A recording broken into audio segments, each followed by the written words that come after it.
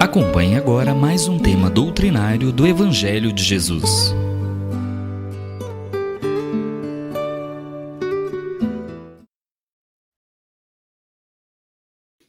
Meus irmãos, uma boa tarde a todos.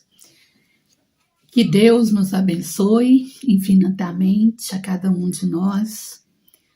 E agradecemos mais uma vez a oportunidade de poder buscar, através do Evangelho de Jesus, um direcionamento melhor para a nossa vida, para esse momento atual que nós estamos vivendo. Como sempre, é um prazer e uma alegria voltar à casa de Aniceto.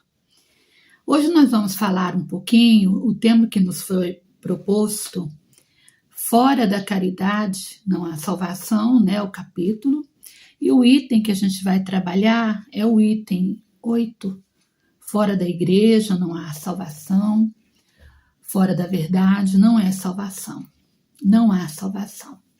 A gente gostaria de começar, primeiramente, fazendo assim uma reflexão. Se fora da igreja não há salvação, se a gente tomar isso ao pé da letra, então a gente pensa, como é que ficaria a situação de pessoas que, por exemplo, não podem ir a uma igreja materialmente falando, Nós temos irmãos, por exemplo, que vivem em comunidades rurais, no campo, e que muitas vezes vivem um pouco isolados e não têm acesso material para poder frequentar uma igreja. Muitas vezes não tem uma igreja. Quando digo igreja aqui, eu estou me referindo a todos os templos religiosos, Nós sabemos que em muitos lugares não tem ainda. Então, como é que ficaria essas pessoas se fora da igreja não há salvação? Será que elas estão condenadas ao fogo eterno? Como é que fica isso? Como é que a gente analisaria isso à luz da razão? Então, vamos nessa noite conversar um pouquinho, trocar umas ideias sobre a análise que Kardec faz no Evangelho, no capítulo 15, nos itens 8 e 9, sobre esse tema. Fora da igreja não há salvação, fora da verdade não há salvação. Baltazar, que é o espírito que nos traz essa mensagem, ele nos esclarece nessa reflexão muito bonita, muito linda, que eu convidaria a todos para ler. Ele nos traz essa reflexão sobre o que será que o Evangelho quer dizer com essas palavras. Ou seja, o que seria essa salvação? O que seria essa salvação?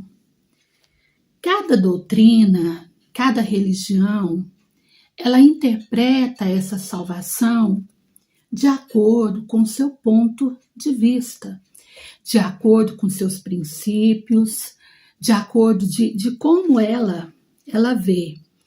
E aí nós vamos pensando, estudando, reflexionando, até mesmo para que todos nós podamos ter o respeito necessário por cada religião, por cada crença, porque nós temos que entender que é o momento de cada um, e cada um está no seu momento.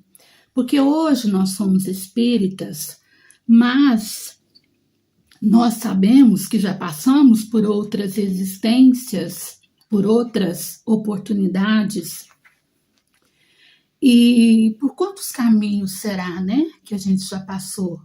E nessa própria encarnação nossa, nessa própria vida atual, a maioria de nós viemos de outras doutrinas. Nem todo mundo nasceu dentro de uma casa espírita. Então, nós temos que entender, para começar a analisar esse ponto, de uma maneira muito simples, muito clara é que cada um está no seu momento que tem que estar.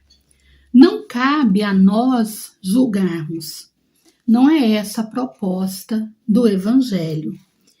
Cabe a nós, como espíritas, nos direcionarmos na religião onde nós estamos, que no nosso caso é o Espiritismo, e como a gente se encontra nessa religião, como que nós estamos direcionando a nossa vida de acordo com aquilo que nós estamos aprendendo.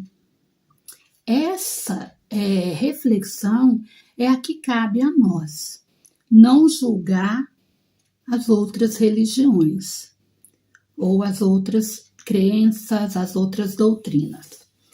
No item 8 do Evangelho segundo o Espiritismo, Kardec faz esse paralelo entre esse dogma religioso, né, que é fora da igreja, não há salvação, porque esse é um dogma religioso, um dogma católico, que foi construído também para atrair fiéis para a igreja, porque naquele momento, então, a igreja estava muito dominadora, muito centralizada. Então, ela cria esse dogma com medo, vamos assim dizer, de perder os seus fiéis. Então, ela cria isso, né? Fora da igreja não há salvação, para que as pessoas com medo, não deixassem a igreja.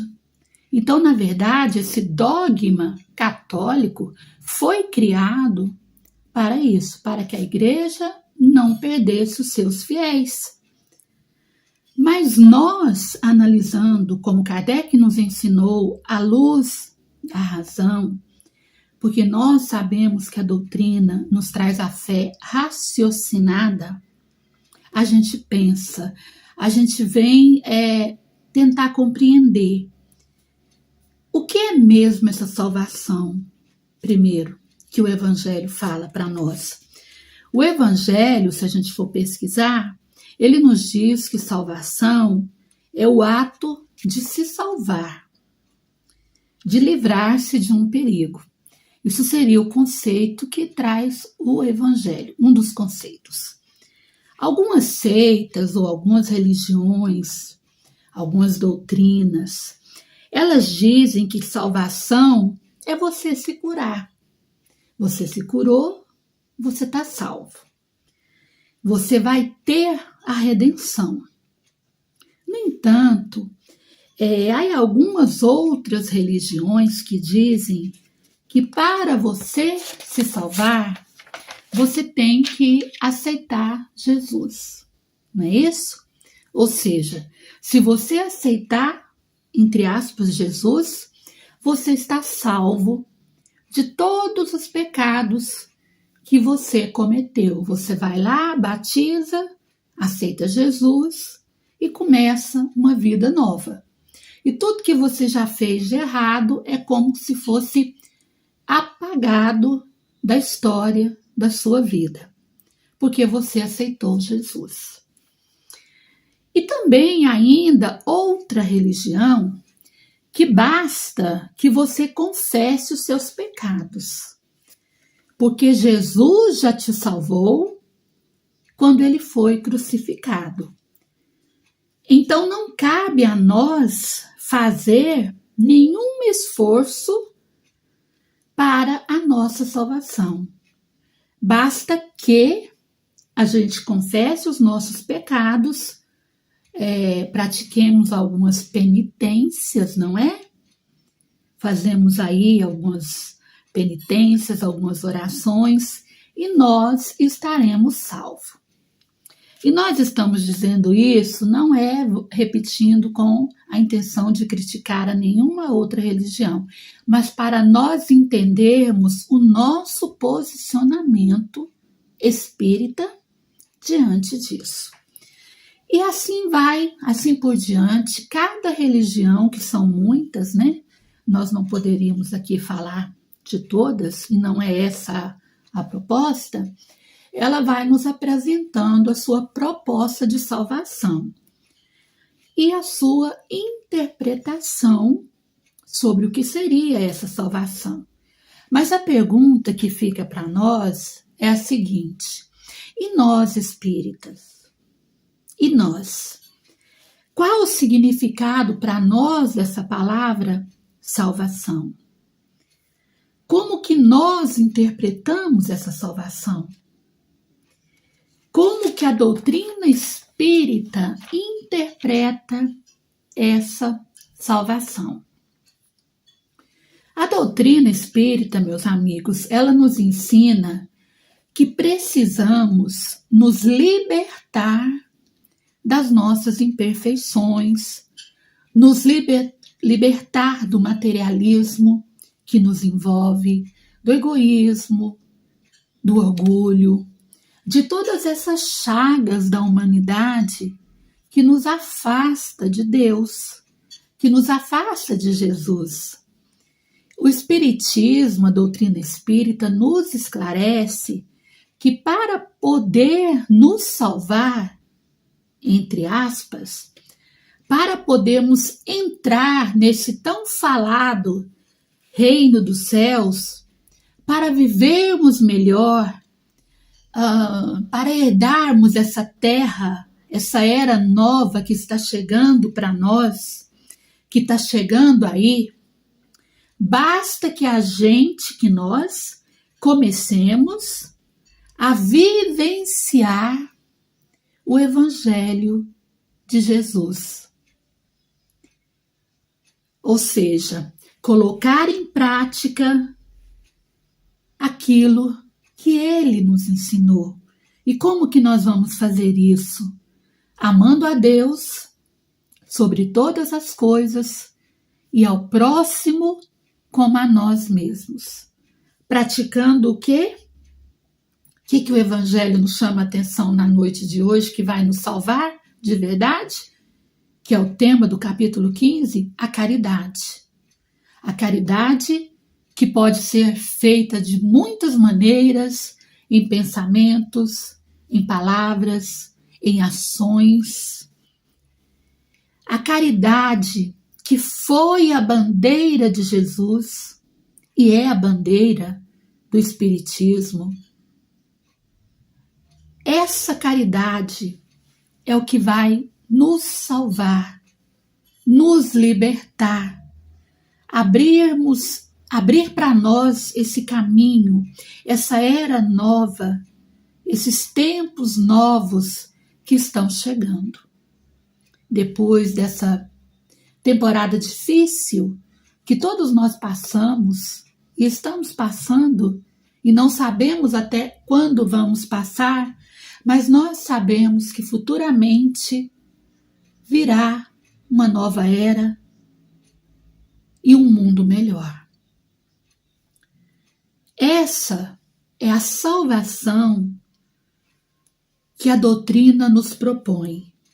É você tentar, cada dia, no dia a dia, se melhorar, fazer aquela proposta da doutrina espírita, que é a reforma íntima. A proposta lá do Santo Agostinho, não é? Que todas as noites antes de dormir, você coloca numa balança imaginária na sua cabecinha tudo que você fez de bom e de ruim durante o dia. E aí você faz, então, esse balanço e vê que lado que pesa mais, se é o lado das coisas boas ou o lado das coisas ruins, para que, então, você possa começar a trabalhar isso dentro de você, para que você possa se conhecer melhor e ir melhorando-se e automaticamente, se você melhora o entorno, as pessoas que vivem em volta de você. Então Kardec ele vem nos explicar, os espíritos vêm nos explicar nesse capítulo, que quando a gente diz fora da igreja não há salvação, essa é uma visão muito exclusivista, muito errada. Ou seja, é uma visão que provoca divisão entre os homens. Isso nós vemos todos os dias. Provocava naquela época e hoje provoca muito mais, as pessoas brigando, cada um dizendo que a sua religião é a melhor, que a minha religião é a melhor, que você não vai para o reino de Deus porque você não pertence a tal igreja. Então essa lição vem nos orientar que essa visão é muito errada, muito exclusivista. Ou seja, fora da minha igreja, fora do meu centro espírita, não há salvação? Você não está salvo? Será? Então aí a gente começa a analisar à luz da razão e vemos e compreendemos que o caminho seguramente não é esse. A doutrina vem nos orientar, fora do amor não há salvação, porque a caridade não é o amor de Jesus em ação.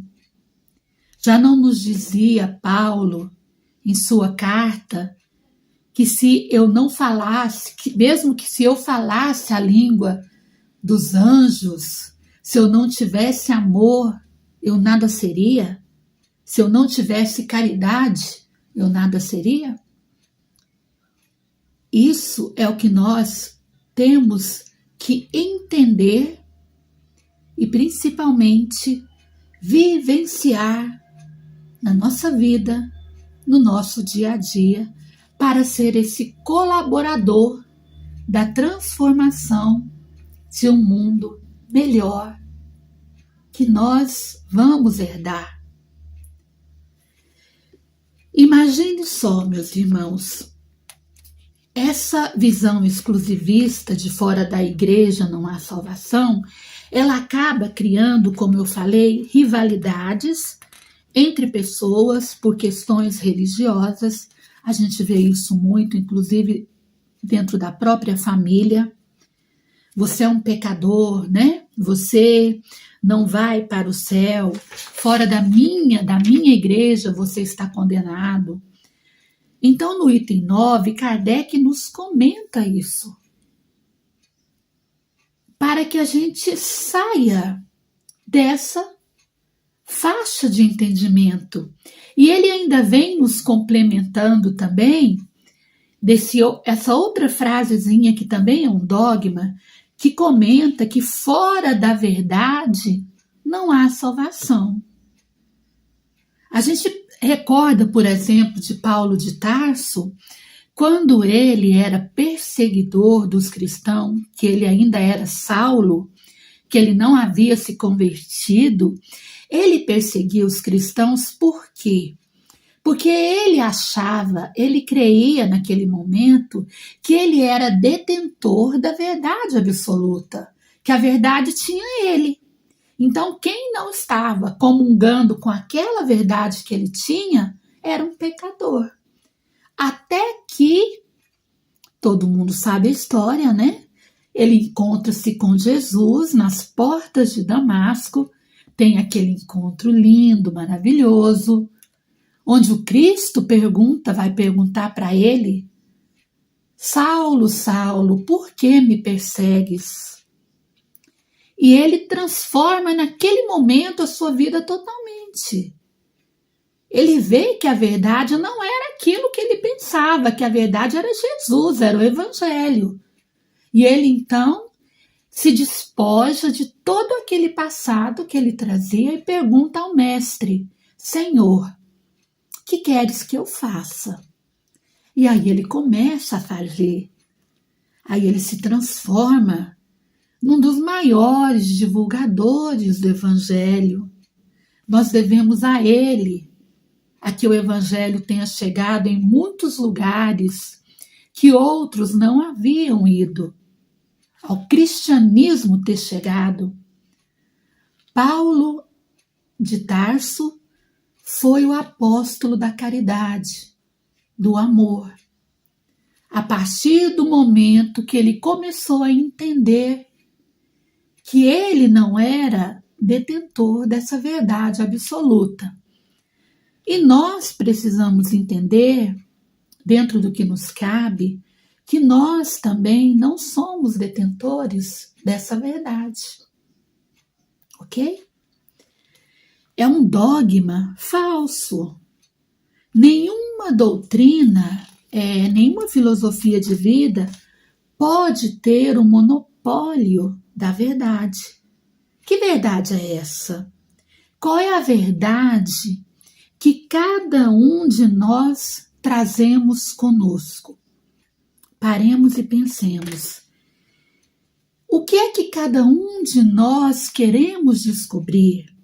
Será que a tal religião, essa ou aquela, ela vai nos trazer a verdade absoluta? Porque os espíritos, a doutrina nos ensina que à medida que nós vamos progredindo, evolucionando, nós vamos conhecendo a verdade gradativamente. E muitas verdades ainda não chegaram para nós. Por quê? Porque nós ainda não temos a maturidade suficiente para compreender algumas coisas. Por que então pensar que somos donos da verdade, que a verdade está em nós? Porque se a gente vai estudar a doutrina, nós vamos entender que a verdade, meus irmãos, ela é proporcional ao grau do nosso conhecimento. Não é verdade? Analisando à luz da razão, a verdade é proporcional ao nosso grau de conhecimento. Então, mais uma vez, os Espíritos vêm nos dizer, vêm nos chamar para que a caridade,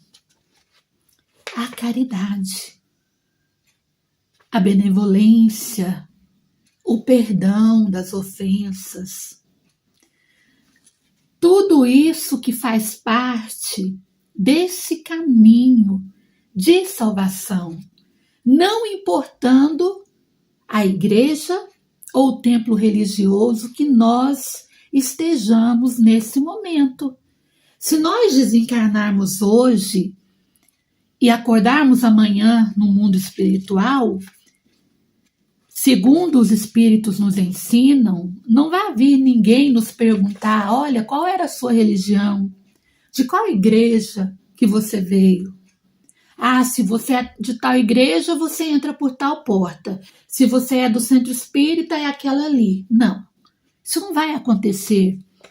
Pero sim, nos vão perguntar, ou a nossa própria consciência nos vai perguntar, o que nós fizemos da nossa vida? O que nós fizemos a benefício do nosso próximo? Será que nós amamos? Será que nós perdoamos? Será que nós fomos benevolentes para com o próximo? Será que nós praticamos a caridade verdadeira? É isso que vai determinar, vamos assim dizer, a nossa morada espiritual, independente da nossa religião. Tanto é que, se a gente vê na história da humanidade, vários espíritos evoluídos que passaram pela Terra, que deixaram um rastro de luz em todas as religiões. Não são somente os espíritas, nem somente os católicos, não. Em todas as religiões, e inclusive pessoas que não professavam nenhuma religião, pero que trabalharam a benefício da humanidade. Isso é o que vai pesar, entre aspas. Essa é a nossa bagagem espiritual que nós vamos levar para o lado de lá, seja ela boa ou ruim. O resto vai ficar tudo aqui, não importando a nossa crença religiosa. E a gente se pergunta, o que será que nós temos feito para praticar o Evangelho no nosso dia a dia? O que será que nós temos feito com os ensinamentos que nós aprendemos? Isso é o que eu gostaria de deixar como reflexão para nós nessa noite de hoje. Será que a gente está colocando essa caridade que o Evangelho nos convida em prática? Eu gostaria de encerrar com uma historinha muito linda. Eu vou aproveitar e vou fazer propaganda desse livro aqui.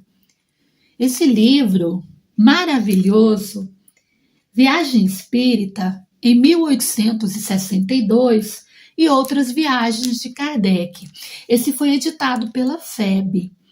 É um livro, meus irmãos, que a gente vê que dentro do próprio meio espírita, ele ainda é muito desconhecido.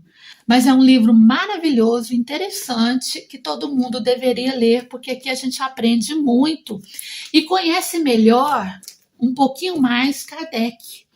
E vê que Kardec não só é aquele homem austero, científico que ele foi, claro, mas que aqui também a gente vê o lado dele de apóstolo de Jesus.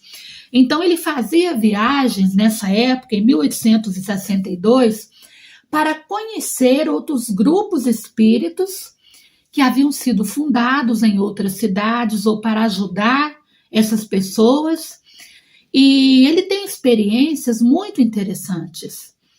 E numa dessas viagens, se não me engano, que eu já li esse livro faz muito tempo, mas me parece que está mais ou menos no segundo discurso, ele vai a um agrupamento religioso numa cidadezinha no interior da França, e aí ele vê que havia dentro desse grupo religioso 2 grupos de pessoas em divergência, ou seja, eles se haviam separado por questões da filosofia, por questões de um não pensar como o outro, coisas que aconteciam naquela época, né, gente? Que hoje em dia não acontece isso mais, verdade?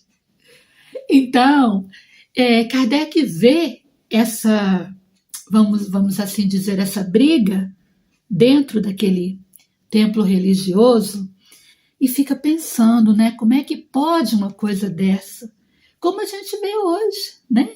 A gente vê dentro dos centros espíritas, né, algumas vezes, essa separação, porque pessoas pensam diferentes, veem algumas coisas de maneira diferente e não conseguem trabalhar juntos. E isso é muito triste, porque isso prejudica a obra. Então Kardec, ele começa a analisar aquela situação, né, daquela divergência, e então logo todo mundo já quer saber e pergunta de que lado Kardec ficaria no meio dessa briga. De que lado? A maioria de nós pensamos, ele vai ficar do lado da lógica, da razão, não é isso? Porque ele era o bom senso encarnado. Kardec foi o bom senso encarnado. Então ele vai ficar do lado daqueles que têm mais a lógica, a razão, a ciência. Mas olha só a resposta dele, que está nesse livrinho, Viagem Espírita, que é maravilhosa. Ele diz o seguinte, Kardec responde, de que lado, né, você ficaria? Perguntam para ele, e ele diz assim, eu vou ler as palavras do jeitinho que ele falou. Se há esse embate entre 2 grupos que deveriam se ajudar para que a obra não se prejudique, a obra, eu lamento muito. Mas eu me coloco sem pensar, sem buscar saber as razões, não quero saber de nada. Eu me coloco do lado daqueles que têm mais caridade, porque com esses é mais fácil de lidar. Vê a importância da coisa? Ele diz que se colocaria do lado daqueles que exercem a caridade. Porque às vezes, os que exercem a caridade, às vezes eles nem têm tanta razão do ponto de vista ideológico, filosófico, mas eles amam mais. Então são corações mais aptos a serem reeducados. Kardec diz isso. Então a gente vê a importância da caridade. E é muito interessante essa colocação. E a gente encerra com as palavrinhas que está nesse livrinho, né? Muito bonito, volto a repetir, que diz assim, nesse capítulo que eu comentei com vocês: sem a caridade, não há instituição humana estável. E não pode haver caridade nem fraternidade possíveis, na verdadeira acepção da palavra, sem a crença. Desenvolver esses sentimentos, engrandecendo-se. Quando a caridade tiver penetrado as massas, quando se tiver transformado em fé, na religião da maioria, então vossas instituições se tornarão melhores pela força mesma das coisas. Os abusos oriundos do personalismo desaparecerão. Ensinai, pois, a caridade e, sobretudo, pregai pelo exemplo. E a âncora da salvação, é a âncora da salvação da sociedade. E termina dizendo: se o Espiritismo é uma verdade, se deve regenerar o mundo, é porque tem por base a caridade. Ele não vem derrubar os cultos e nem estabelecer um novo. Proclama e prova a verdade comum a todos, base de todas as religiões, sem se preocupar com detalhes. Não vem destruir senão uma coisa: o materialismo. Então, meus irmãos, aí a gente vê que através da caridade é que nós vamos ser salvos, entre aspas, e vamos algum dia adentrar no tão sonhado reino de Deus que já se encontra, segundo os Espíritos, dentro de nós mesmos. Basta que a gente descubra e passe a trabalhar para a construção de um mundo melhor. Que Jesus nos abençoe, nos fortaleça e um beijo muito especial no coração de cada um. Muito obrigada.